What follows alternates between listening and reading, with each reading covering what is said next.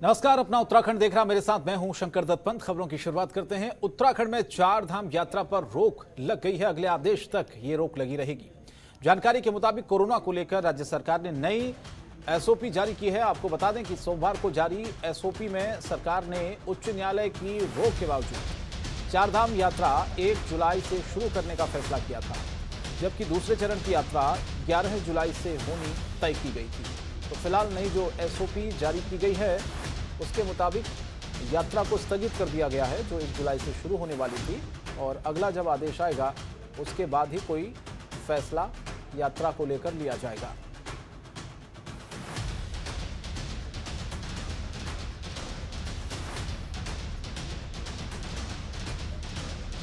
तो 4 धाम यात्रा को लेकर जो नई एसओपी है उसे जारी कर दिया गया है।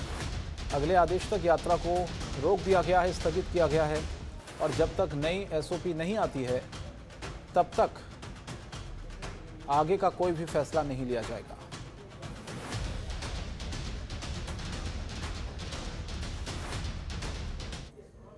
हाईकोर्ट के फैसले के बाद 4 धाम यात्रा स्थगित होने पर कांग्रेस ने सरकार पर हमला बोला। कांग्रेस ने सरकार की नीतियों पर सवाल खड़े किए हैं।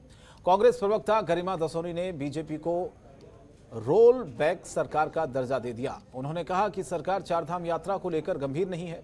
उन्होंने ये भी कहा कि जब हाईकोर्ट ने सरकार को 28 जून तक ठोस एसओपी पेश करने को कहा तो 25 जून की कैबिनेट बैठक में इस पर फैसला क्यों लिया गया, और फैसला लिया गया तो सरकार का पक्ष ठीक से कोर्ट में क्यों नहीं रखा गया।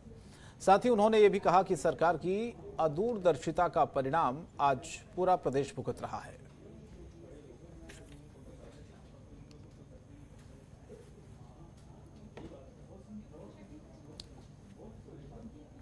और इन दिनों रामनगर में बीजेपी का चिंतन शिविर चल रहा है, जहां बीजेपी के सभी मंत्री, विधायक, नेता पहुंचे।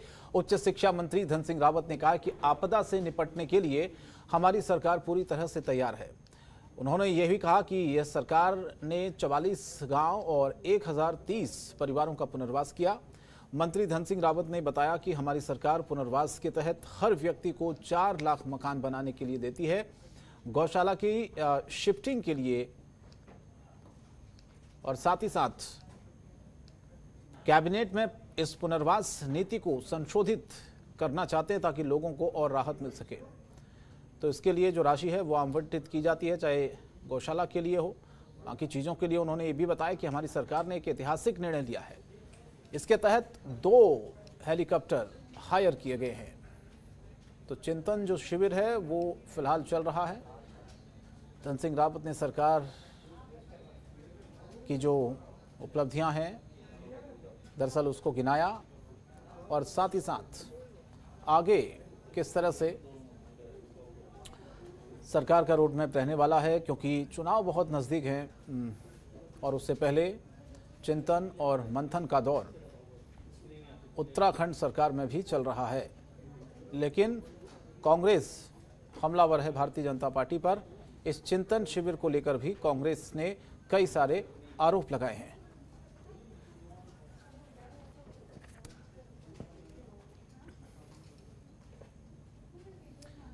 और हरिद्वार में कुंभ के दौरान कोरोना किट घोटाले को लेकर यूथ कांग्रेस के कार्यकर्ताओं ने धरना प्रदर्शन किया। उधम सिंह नगर के जिला मुख्यालय महानगर रुद्रपुर के गांधी पार्क मैदान में यूथ कांग्रेस के कार्यकर्ताओं ने धरना प्रदर्शन करते हुए सरकार के खिलाफ नारेबाजी की, आरोप लगाया। जीरो टॉलरेंस की नीति की बात करने वाली बीजेपी सरकार पूरी तरह से भ्रष्टाचार में डूबी है।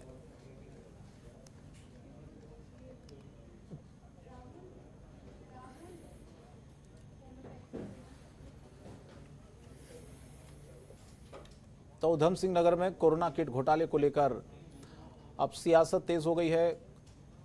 यूथ कांग्रेस के कार्यकर्ताओं ने प्रदर्शन किया है, कहा कि कोरोना किट में जो घोटाला हुआ है उसको लेकर बीजेपी जवाब दे, और इसीलिए धरना प्रदर्शन भी किया गया उधम सिंह नगर में।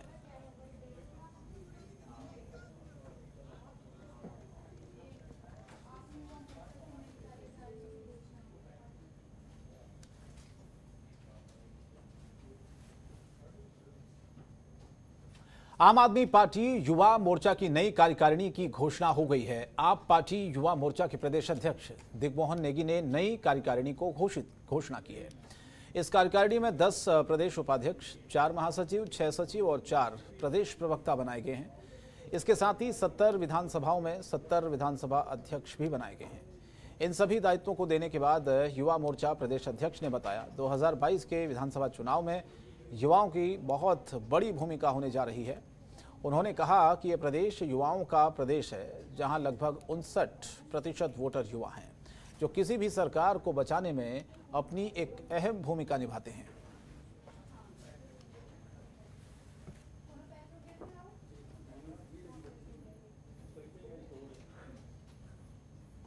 तो आप युवा मोर्चा की प्रदेश कार्यकारिणी की घोषणा हुई है।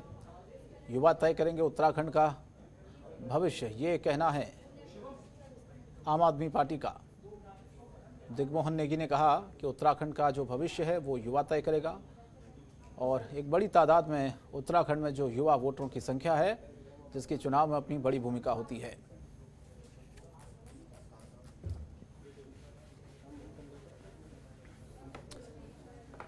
तो आप युवा मोर्चा की प्रदेश कार्यकारिणी घोषित हुई है और साथ ही आपको बता दें इस कार्यकारिणी में कई बातें कही गई। दिग्मोहन नेगी ने कहा कि युवाओं पर ज्यादा फोकस किया जाएगा। पंकज हमारे संवाददाता इस खबर पर फोनलाइन पर जुड़ रहे हैं।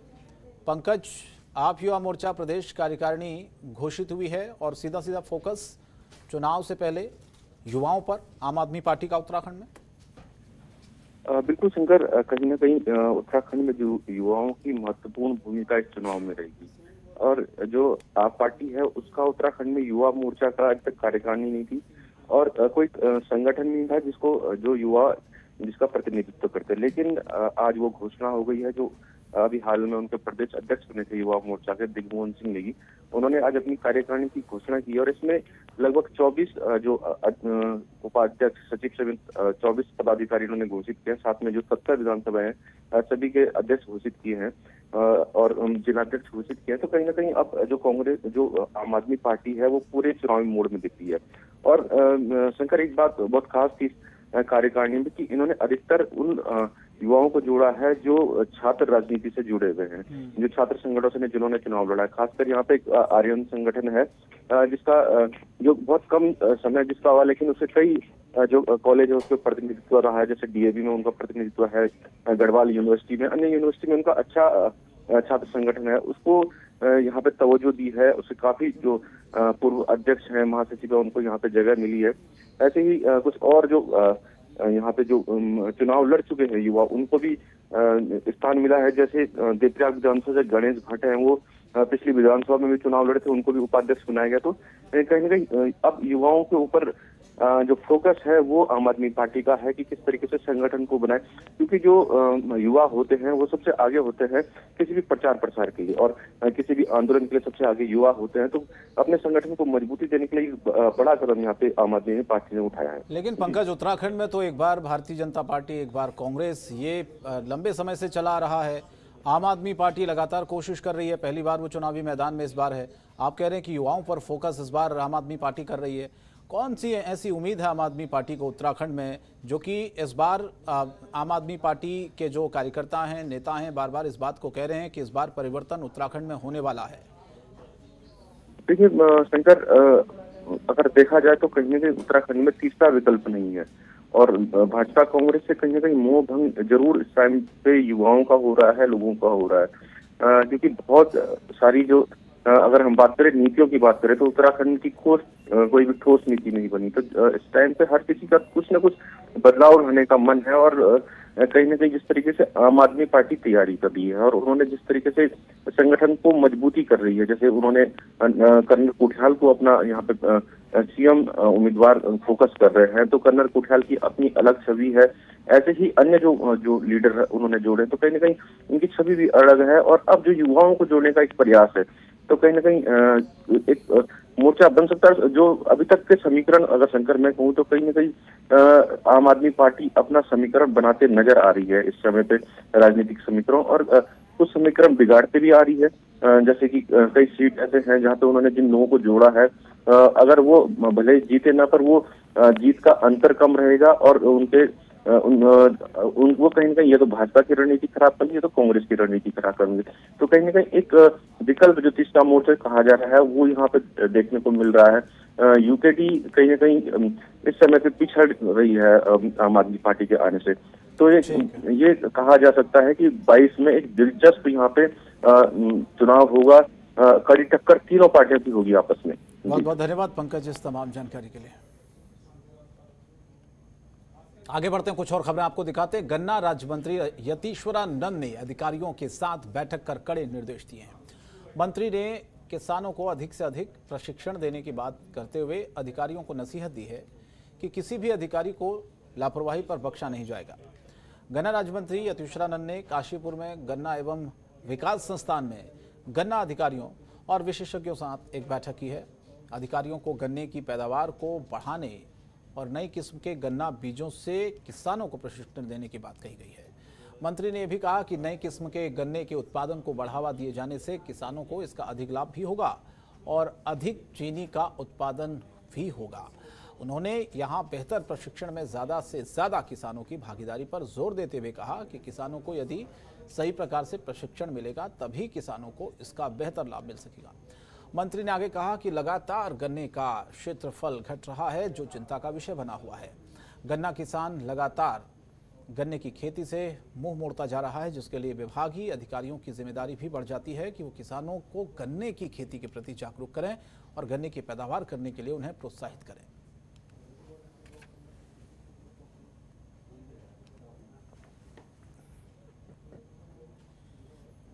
और नगीना कॉलोनी बस्ती को खाली करने के फरमान के बाद क्षेत्रवासियों में आक्रोश बढ़ता जा रहा है। क्षेत्रवासी लगातार विरोध प्रदर्शन कर रहे हैं। क्षेत्रवासियों ने रेलवे प्रशासन के खिलाफ तहसील परिसर में सांकेतिक धरना प्रदर्शन किया और कांग्रेस, आम आदमी पार्टी, महिला एकता केंद्र सहित कई संगठनों ने नगीना कॉलोनी बचाओ संघर्ष समिति को समर्थन दिया।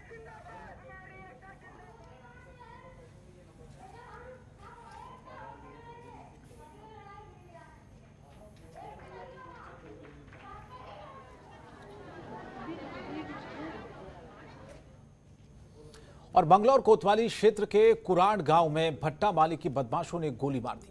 भट्टा माली की मौके पर ही मौत हो गई है। सूचना मिलते ही कई थानों की पुलिस मौके पर पहुंची, आगे की कार्रवाई शुरू कर दी गई है।